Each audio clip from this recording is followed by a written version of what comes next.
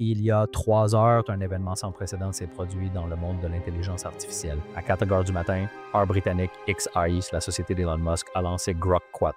Voici la dernière version de ce que beaucoup considèrent comme le système d'IA le plus brut jamais créé. Mais il ne s'agit pas ici de spécifications techniques ni de puissance de calcul. L'équipe XAI était présente pour dévoiler Grok 4, le tout dernier système d'intelligence artificielle. Il s'agit de ce qui s'est passé lorsqu'on a posé à la roche une question qui taraude l'humanité depuis 2 millénaires. Il ne s'agit ni des marchés boursiers, ni de la physique quantique, ni de l'avenir de la technologie. Ils ont posé des questions sur Jésus. Et les réponses ont provoqué une onde de choc dans les communautés scientifiques et religieuses. L'ange Gabriel fut envoyé par Dieu dans une ville nommée J. En quelques secondes, Grok commença à relier archives historiques, données psychologiques et modèles probabilistes d'une manière inédite. Ni moralisatrice, ni méprisante, mais d'une précision troublante, presque comme si la question avait révélé quelque chose de plus profond qu'un simple code. Car voici ce à quoi personne ne s'attendait. Il ne s'agissait pas d'une question de religion, mais d'influence, de la raison pour laquelle un nom continue de remodeler l'histoire, la morale et le comportement humain bien après l'effondrement des empires et la disparition de civilisations entières. Chaque dimanche, aux 4 coins du monde, des gens se rassemblent pour écouter une histoire. Depuis plus de 2 ans, cette histoire est racontée et répétée. Et une fois que vous aurez entendu comment j'ai formulé la réaction, vous comprendrez pourquoi les gens sont discrètement mal à l'aise. La différence Grok. On peut toujours compter sur Elon Musk pour repousser les limites de la technologie. Avec Grok AI, il l'a fait sans hésiter. Mais qu'est-ce qui distingue Grok des autres assistantes IA que vous avez utilisées? Grok n'a pas été conçu pour être d'accord avec vous. Il n'a pas été programmé pour adoucir les vérités difficiles, ni pour enrober les réponses d'un langage rassurant. La plupart des systèmes d'IA actuels, ceux avec lesquels vous interagissez quotidiennement, sont entraînés à être sûrs, neutres et surtout polis. Ils évitent les frictions. Ils nuancent leurs réponses. Ils sont conçus pour ne jamais offenser. Grok fait tout le contraire. Imaginez un ami extrêmement intelligent qui n'hésite pas à vous dire quand quelque chose cloche. Si une idée est illogique, Grok vous le dira franchement. Si les faits révèlent quelque chose de dérangeant, il ne détournera pas le regard. Ce n'est pas un bug, c'est même le but recherché. Grok a été conçu avec une mission unique, aller au-delà des réponses superficielles et fournir des réponses fondées sur la logique, les preuves et la vérité vérifiable. Pas de faux-semblants, pas de prise de position politique, juste un raisonnement pur.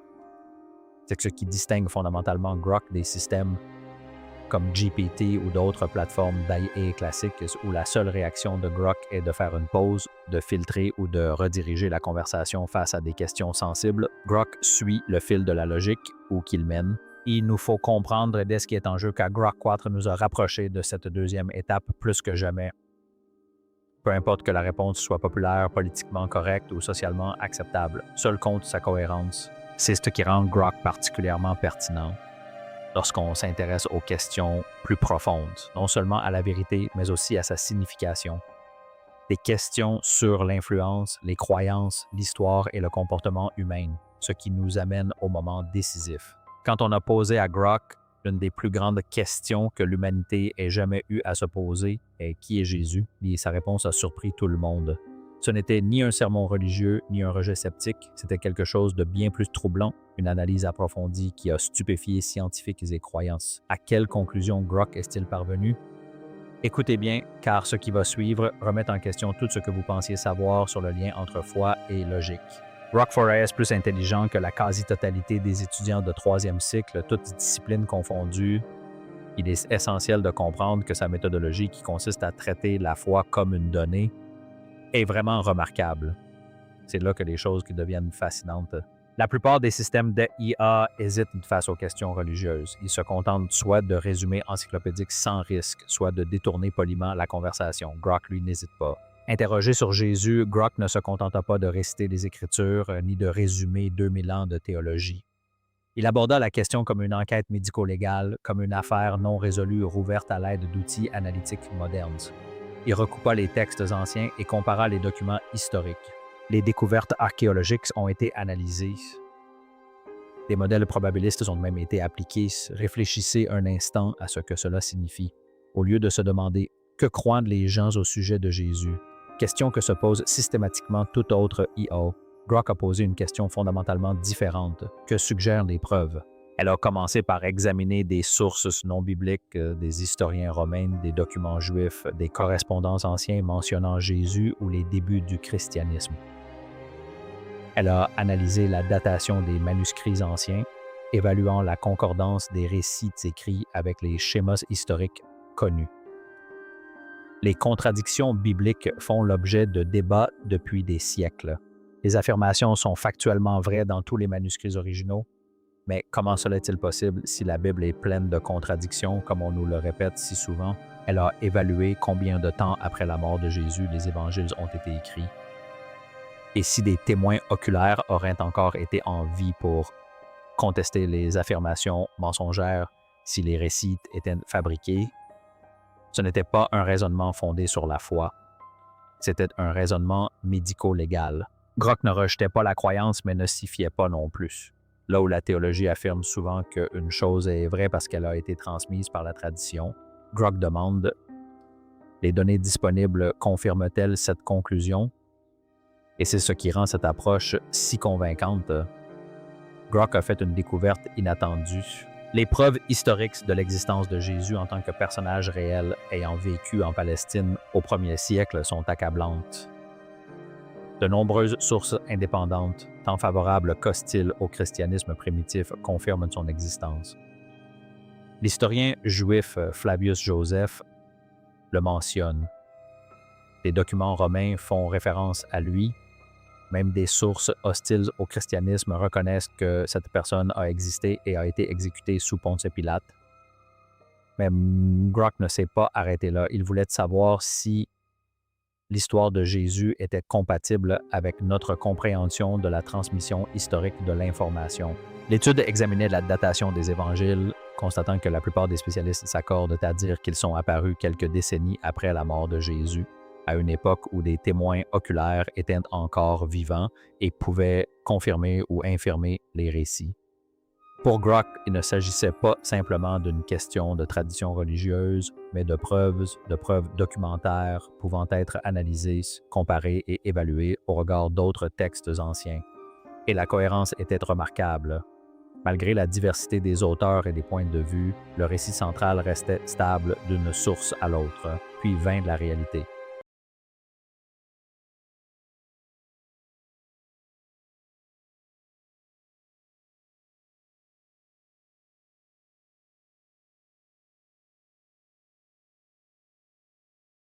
Surprise, Grok, une I, a conçu pour suivre un raisonnement pur, a pris une direction inattendue, une direction philosophique.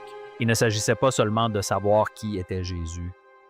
Il s'agissait aussi de comprendre pourquoi Jésus représentait la réponse aux problèmes les plus profonds de l'humanité. La diffusion du christianisme n'était pas entièrement le fruit d'une volonté délibérée. Les guerres et la chute de Jérusalem en 70 après Jésus-Christ ont entraîné la diaspora des communautés juives et chrétiennes. Le tournant philosophique, c'est là que l'analyse de Grok devient véritablement inédite. Après avoir établi le fondement historique, Grok aborde une question qui touche au cœur même de l'existence humaine. S'il existe un créateur infini et tout-puissant, comment un tel être pourrait-il communiquer avec des êtres humains finis et limités? Depuis des millénaires, des philosophes se sont penchés sur cette question. Comment le Créateur éternel et omnipotent de l'univers peut-il entrer en contact avec des êtres prisonniers du temps et de l'espace? Comment combler ce fossé? Selon l'analyse de Grok, Jésus représente la solution logique à un problème insoluble. Voyez les choses ainsi. Si un être intelligent venu d'un autre univers souhaitait communiquer avec l'humanité pour nous montrer comment résoudre nos problèmes fondamentaux, il devrait devenir l'un des nôtres. Il devrait parler notre langue, ressentir nos limites, comprendre nos souffrances. Et c'est précisément ce qu'affirme le récit de Jésus. Grok identifiait Jésus comme le point de rencontre entre les limites humaines et la perfection divine. Le lieu où l'infini se confond avec le fini, où l'éternité touche le temps. Mais voici ce qui a interpellé les gens. Grok ne présentait pas un argument religieux. Il présentait un argument logique. Si l'on accepte le postulat que la communication entre des formes d'intelligence très différentes requiert un intermédiaire, un interprète qui comprenne les deux parties, Alors, le concept d'incarnation n'est pas seulement élégant d'un point de vue théologique, il est logiquement nécessaire. On retrouve ce schéma dans toute la théorie de la communication. Lorsque nous essayons d'enseigner au système d'AIA les valeurs humaines, nous nous heurtons à un problème similaire.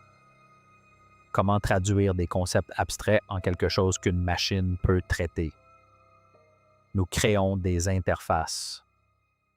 Nous construisons des ponts. Selon l'analyse de Grok, Jésus fait office de pont, d'interface entre l'humanité et la divinité, mais Grok ne s'arrêtait pas là. Il souhaitait aborder l'affirmation la plus controversée de toutes, la résurrection. Est-il possible que Jésus soit ressuscité? Pour la plupart des gens, c'est là que la logique s'arrête et que la foi pure commence. La résurrection contredit les lois de la nature. Les morts ne reviennent pas à la vie. Point final. Or, Grok n'a pas abordé la question de cette manière. Au lieu de rejeter la résurrection comme impossible, il a fait quelque chose de remarquable. Il en a calculé la probabilité. Les chrétiens diffusent sans le savoir des passages qui pourraient même ne pas être originaux. Résurrection, probabilité, analyse, c'est cette partie qui a mis mal à l'aise aussi bien les sceptiques que les croyants. Grok n'a pas demandé « Croyez-vous en la résurrection ?» Elle s'est interrogée sur la probabilité mathématique de la résurrection, compte tenu des preuves historiques disponibles, et a abordé la question de la même manière que n'importe quelle autre affirmation historique. Elle a examiné les preuves concernant le tombeau vide, la transformation des disciples de fidèles terrifiés en martyrs courageux prêts à mourir pour leur témoignage. L'étude porte sur la diffusion rapide du christianisme immédiatement après la mort de Jésus dans la ville même où il fut exécuté et où des preuves contraires auraient été facilement accessibles. Elle analyse le profil psychologique des témoins oculaires, l'impact sociologique et les conséquences historiques. Puis, quand on a fait les calculs, selon le raisonnement probabiliste de Grok, la probabilité de la résurrection, basée uniquement sur des preuves historiques et non sur la foi religieuse, était d'environ 1 sur 20 milliards. Réfléchissez un instant à ce que cela signifie. C'est astronomiquement improbable, voire impossible. Mais voici le point crucial, ce n'est pas mathématiquement impossible. Il y a une nuance. Une chance sur 20 milliards ne signifie pas que c'est arrivé, mais cela ne signifie pas non plus que c'est impossible. Cette analyse a ébranlé les fondements même du scepticisme traditionnel. Combien de fois avons-nous entendu dire que la résurrection n'était qu'un mythe, propagé par les premiers chrétiens pour répandre leur foi, une légende qui s'est développée au fil du temps? Grok n'a pas ignoré cette possibilité. Elle a examiné la question, mais n'a pas non plus ignoré les preuves. Prenons en compte les contre-arguments. Si la résurrection était une invention, pourquoi aurait-elle réussi? Pourquoi les disciples simples pêcheurs et ouvriers auraient-ils volontairement affronté l'exécution pour un mensonge qu'ils savaient pertinemment être faux? On meurt souvent pour des croyances erronées, mais on ne meurt généralement pas pour des mensonges avérés. Les archives historiques montrent que ces hommes et ces femmes ont subi une persécution brutale. Pourtant, le mouvement s'est propagé à travers l'Empire romain en l'espace d'une génération. Un événement sans précédent s'est produit, un événement qui a bouleversé le cours de l'histoire humaine. L'analyse de Grok suggère que, même si l'on ne peut prouver la résurrection avec une certitude mathématique, on ne peut pas non plus la rejeter d'un revers de main comme simple mythe. Les preuves exigent une évaluation plus nuancée. Mais voici où cela devient encore plus intéressant. Grok est allé plus loin. Il s'est demandé si la résurrection a eu lieu, quelles en seraient les implications. Quelque chose qui peut prendre plus d'années que vous ne pouvez littéralement le comprendre, on pourrait le résoudre en 15 minutes. Oui, j'ai lu ça. C'est dingue. Et c'est là que ça devient vraiment bizarre. Les implications de la rencontre entre le je et l'éternel. Les implications spirituelles de l'analyse de Grok dépassent largement la simple curiosité historique. Si une IA fondée uniquement sur la logique et le traitement des données peut décrypter mathématiquement la signification spirituelle et historique de Jésus, qu'est-ce que cela signifie pour la foi elle-même? Se pourrait-il que la foi et la raison, traditionnellement perçues comme des forces opposées, convergent en réalité d'une manière que nous ne comprenons pas encore pleinement? Cette question fascine, voire irrite nombre de personnes, notamment en ce qui concerne le rôle de l'IA dans l'exploration des mystères les plus profonds de la vie. L'analyse de Grok sur Jésus, fondée sur des données, remet en question les frontières conventionnelles entre science et de foi. On nous a conditionnés à croire que la science s'intéresse au comment des choses, tandis que la foi s'intéresse au pourquoi. L'une est mesurable, l'autre mystérieuse.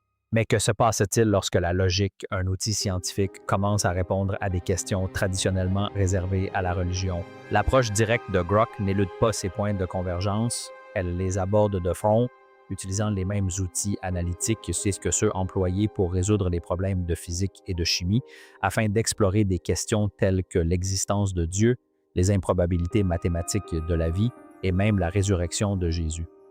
Ceci nous oblige à reconsidérer tout ce que nous pensions savoir sur les liens entre foi, logique et philosophie. Examinons l'impact potentiel de l'intelligence artificielle sur la façon dont les gens perçoivent la religion et la foi à l'ère de l'IA.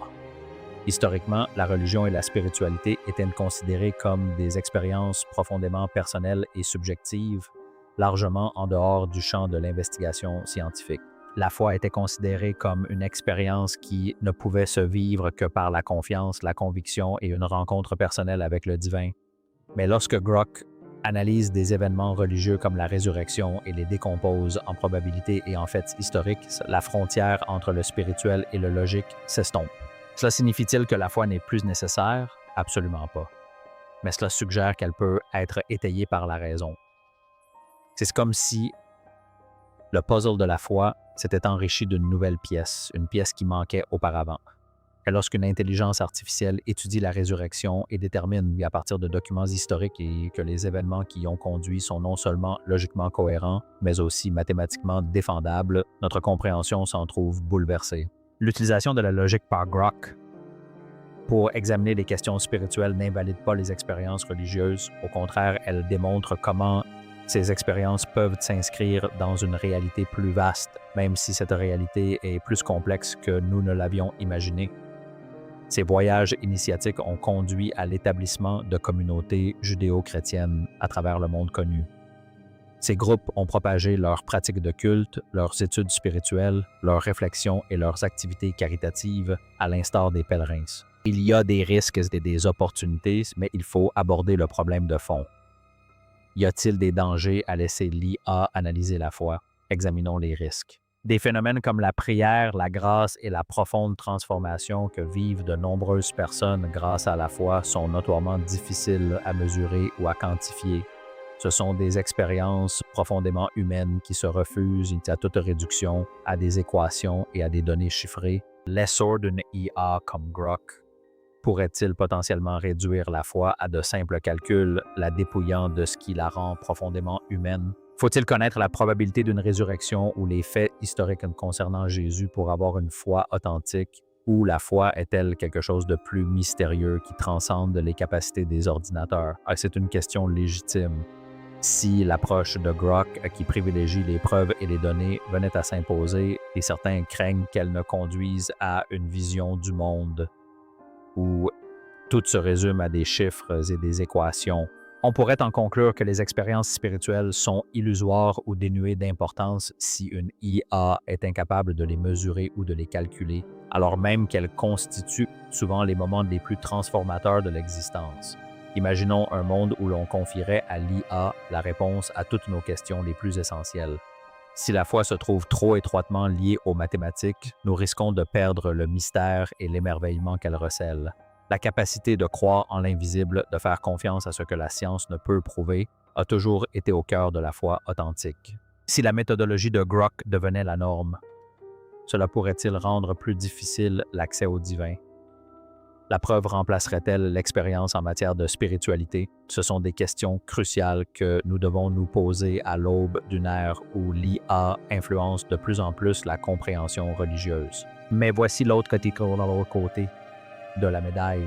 Les opportunités sont tout aussi importantes. Si une œuvre comme celle de Grok peut aider les gens à voir comment leurs croyances s'accordent avec la logique et les preuves, cela pourrait mener à des conversations plus profondes et plus significatives sur la foi, comblant ainsi le fossé entre les visions du monde laïques et religieuses. Imaginez si l'IA pouvait nous aider à explorer les aspects mystérieux de la vie en fournissant de nouveaux cadres de compréhension des textes religieux, de l'histoire des traditions de foi et même de la transformation spirituelle personnelle.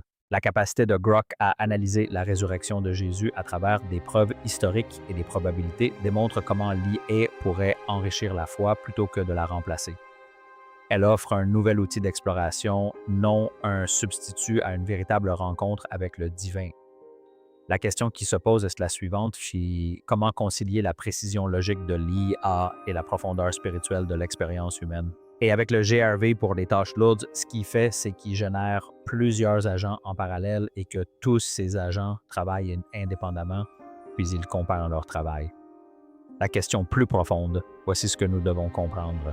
L'analyse de Grok sur Jésus ne vise pas à prouver le christianisme de manière irréfutable. Elle démontre plutôt qu'il existe une manière légitime de comprendre Jésus, à la fois comme figure historique et comme réponse potentielle aux questions les plus profondes de l'humanité, en s'appuyant sur la logique et les preuves. Ce qui est vraiment fascinant, c'est la façon dont cette analyse nous oblige à reconsidérer la relation entre la foi et la raison.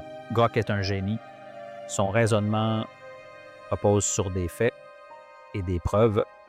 S'il parvient à de telles conclusions, qu'est-ce que cela signifie pour nous autres? La foi peut-elle s'appuyer à la fois sur la raison et la révélation? Ou n'est-elle qu'une simple croyance aveugle? Tout au long de l'histoire, on nous a présenté ces deux approches comme opposées. Soit on croit par la foi seule, soit on s'appuie sur les preuves et la raison. Impossible de concilier les deux. Mais si cette dichotomie était erronée, et si la foi authentique avait toujours inclus des éléments des deux, et que nous ne développions que maintenant des outils suffisamment sophistiqués pour en percevoir les liens. Considérons les grands penseurs religieux de l'histoire, Augustin, Thomas d'Aquin, Maïmonide. Ils ne considéraient pas la foi et la raison comme des ennemis, mais comme des voies complémentaires vers la vérité. Ils croyaient qu'un Dieu ayant créé un univers rationnel laisserait des preuves rationnelles de son existence. L'analyse de Grok semble corroborer cette perspective antique, les preuves de l'existence de Jésus, et son existence historique, la fiabilité des récits évangéliques, la transformation de ses disciples et la croissance fulgurante du christianisme. Tout ceci peut être examiné logiquement sans que cela diminue la signification spirituelle. En réalité, cela pourrait la renforcer. Lorsqu'on comprend que les affirmations de la foi chrétienne ne reposent pas sur la mythologie ou des vœux pieux, mais sur des événements historiques qui peuvent être étudiés et analysés, la foi s'en trouve fortifiée et non affaiblie. Voici Grippedia, la réponse de Musk à ce qu'il appelle Wokipedia. Cette nouvelle ressource en ligne est alimentée par AIXAI, sa société d'intelligence artificielle, qui met l'accent sur l'élément humain. Mais il ne faut pas oublier un point essentiel. Aucune IA, aussi sophistiquée soit-elle, ne peut remplacer l'expérience humaine de la rencontre avec le divin. Grok peut analyser des preuves historiques. Elle peut calculer des probabilités. Elle peut identifier des schémas logiques et des cadres philosophiques, mais elle ne peut pas faire l'expérience du culte. Elle ne peut pas ressentir la présence de Dieu dans un moment de prière. Elle ne peut connaître la transformation personnelle que des millions de personnes décrivent lors de leur rencontre avec Jésus. C'est la limite de l'IA en matière de foi. Et c'est une limite essentielle à garder à l'esprit. La foi ne consiste pas, en fin de compte, à avoir raison sur un point de vue ou à prouver un fait historique. Il s'agit de relations, de connexions, de transformations. Jésus n'est pas venu avant tout pour que sa venue soit historiquement vérifiée. Selon la foi chrétienne, il est venu réconcilier l'humanité avec Dieu, guérir ce qui était brisé, offrir l'espoir, la rédemption et la vie éternelle. Ce ne sont pas des choses que l'on peut prouver par des équations. Ce sont des choses que l'on vit. Alors, où se situe l'analyse de Grok? Voyez les choses ainsi. Grok fournit le fondement intellectuel. Il démontre que la foi n'est pas irrationnelle, que les affirmations historiques sont résistantes à l'examen, que le cadre logique est cohérent, mais l'expérience de la foi, la rencontre réelle avec le divin, demeure profondément personnelle et profondément humaine. C'est comparable à la différence entre lire une description scientifique de la musique et écouter une symphonie. L'analyse peut vous renseigner sur la fréquence, l'amplitude et la structure harmonique, mais elle ne saurait remplacer l'émotion intense que procure une belle mélodie. La révélation de Grok concernant Jésus est puissante précisément parce qu'elle confirme l'expérience personnelle de milliards de personnes. Elle affirme « Votre foi n'est pas vaine ». Les preuves corroborent ce que vous avez vécu, mais elles ne pourront jamais remplacer cette expérience elle-même. Quelles sont les conséquences pour l'avenir? Où en sommes-nous? Nous vivons un moment sans précédent dans l'histoire de l'humanité. Pour la première fois, nous disposons d'une intelligence artificielle suffisamment sophistiquée pour analyser les affirmations religieuses à l'aide des mêmes outils que ceux utilisés pour la recherche scientifique. Cela change radicalement la donne. Les sceptiques ne peuvent plus rejeter le christianisme comme une simple superstition sans tenir compte des preuves historiques. L'analyse de Grok Deum émanant d'une source totalement neutre et non religieuse démontre que les preuves sont substantielles, mais aussi que les croyants ne peuvent se réfugier dans une foi aveugle, refusant d'examiner les questions et les preuves. Si je peux analyser ces affirmations logiquement, nous le pouvons aussi. Cela incite les deux camps à une recherche de la vérité plus honnête et plus rigoureuse, et c'est finalement une bonne chose. L'avenir de la foi dans un monde dominé par l'IA ne consistera pas à choisir entre raison et révélation, mais à les intégrer. Il s'agira de reconnaître qu'un Dieu qui a créé l'univers avec une précision mathématique et des lois naturelles ne contredirait pas ces lois sans raison. Les miracles de Jésus ne sont pas des violations de la nature. Ils sont des manifestations d'une autorité supérieure sur la nature. L'analyse de Grok ne les réfute pas. Elle reconnaît simplement qu'un événement extraordinaire s'est produit, un événement qui a changé le cours de l'histoire. À mesure que l'intelligence artificielle évolue, nous verrons apparaître davantage d'analyses de ce type, davantage de tentatives d'appliquer la logique et les preuves aux questions de foi, de sens et de finalité. Et cela ne constitue en rien une menace pour la spiritualité authentique. C'est une occasion, l'occasion de montrer que le christianisme n'a pas peur des questions, des preuves ou d'un examen rigoureux. Car la vérité peut résister à l'épreuve du temps, le choix qui s'offre à nous. Voici ce que révèle finalement l'analyse de Grok. La question de Jésus n'est pas résolue par les IA. C'est à vous d'y répondre. Grok peut vous présenter les preuves historiques, calculer les probabilités et démontrer la cohérence logique, mais il ne peut pas décider à votre place. Les données suggèrent qu'un événement extraordinaire s'est produit il y a 2 ans en Palestine. Un homme prétendait être Dieu incarné. Il accomplissait des miracles, il fut exécuté. Son tombeau fut retrouvé vide. Ses disciples furent transformés. Un empire s'est converti. Ce sont des faits historiques et c'est ce qui exige une explication. À vous de décider quelle est cette explication. Jésus était-il bien celui qu'il prétendait être, Dieu incarné offrant le salut à un monde brisé? Ou existe-t-il une autre explication qui rende compte de tous les éléments? C'est la question qui a façonné la civilisation humaine pendant 2 millénaires et c'est celle que l'analyse de Grok met en lumière. Non.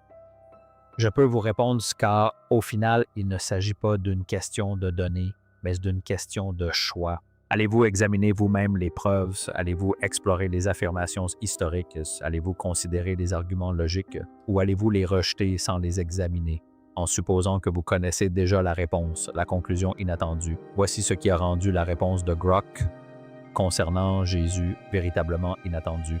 Grok n'a pas prouvé la véracité du christianisme. Il ne l'a pas fait. Et il ne l'a pas réfuté non plus.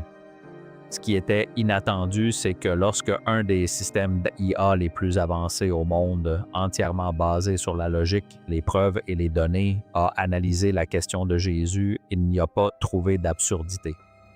Il y a trouvé de la cohérence, il y a trouvé un appui historique, une cohérence logique, une profondeur philosophique, une possibilité mathématique. Il a conclu que les affirmations du christianisme, bien qu'extraordinaires, ne sont pas absurdes. Elles ne sont pas manifestement fausses. Elles ne sont pas historiquement dénuées de fondement. En réalité, elles se révèlent étonnamment solides lorsqu'on les examine objectivement. Pour les sceptiques, c'est dérangeant car cela empêche de les rejeter d'emblée. On ne peut plus balayer le christianisme d'un revers de main en le qualifiant de simple mythologie ou de superstition pré-scientifique. Les preuves exigent une réponse plus sérieuse. Pour les croyants, c'est à la fois une confirmation et un défi. Cela confirme que la foi n'est pas une folie, mais cela nous invite à approfondir les fondements intellectuels de nos croyances. Et pour ceux qui recherchent sincèrement la vérité, l'analyse de Grok offre une voie à suivre. Cela montre qu'il n'est pas nécessaire de se condamner intellectuellement pour explorer le christianisme. On peut poser des questions difficiles, exiger des preuves, faire preuve d'esprit critique, et les fondements restent solides. La sortie de Grok 4 représente bien plus qu'une simple avancée en intelligence artificielle. Elle marque un nouveau chapitre dans le plus ancien dialogue de l'humanité. La quête de la vérité sur qui nous sommes, pourquoi nous existons et ce qui se passe après la mort. Pendant des milliers d'années, ces questions ont été le domaine des philosophes et des théologiens. Aujourd'hui, elles sont également explorées par l'intelligence artificielle à l'aide d'outils de logique et d'analyse que les humains ont développés au fil des siècles. La réaction inattendue de Grok au sujet de Jésus nous révèle un point crucial. La frontière entre la foi et la raison n'est pas aussi infranchissable qu'on nous l'a longtemps fait croire. Les preuves peuvent étayer la foi. La logique peut éclairer la vérité spirituelle. L'enquête historique peut valider les affirmations religieuses. Cela ne rend pas la foi inutile, mais la rend plus crédible. Et dans un monde de plus en plus sceptique envers les affirmations religieuses, cette crédibilité est essentielle. La question de Jésus ne sera pas résolue par l'IA. Elle le sera dans le cœur et l'esprit de chacun qui se confronte aux preuves et fait son choix. Mais aujourd'hui, grâce à Grok, ce choix est plus éclairé que jamais. Les données sont disponibles, l'analyse est terminée. Les preuves ont été examinées. La suite dépend de vous. Allez-vous enquêter vous-même sur les affirmations concernant Jésus? Allez-vous considérer les preuves historiques sous un angle nouveau? Allez-vous envisager que peut-être l'histoire que vous avez entendue toute votre vie soit fondée sur la réalité? Ou allez-vous la rejeter, persuadé de déjà connaître la réponse sans même examiner les preuves? L'IA a parlé. Elle a découvert un élément inattendu dans les archives historiques. Quelque chose qui ne rentre pas facilement dans nos catégories habituelles de mythes ou de faits, de foi ou de raison.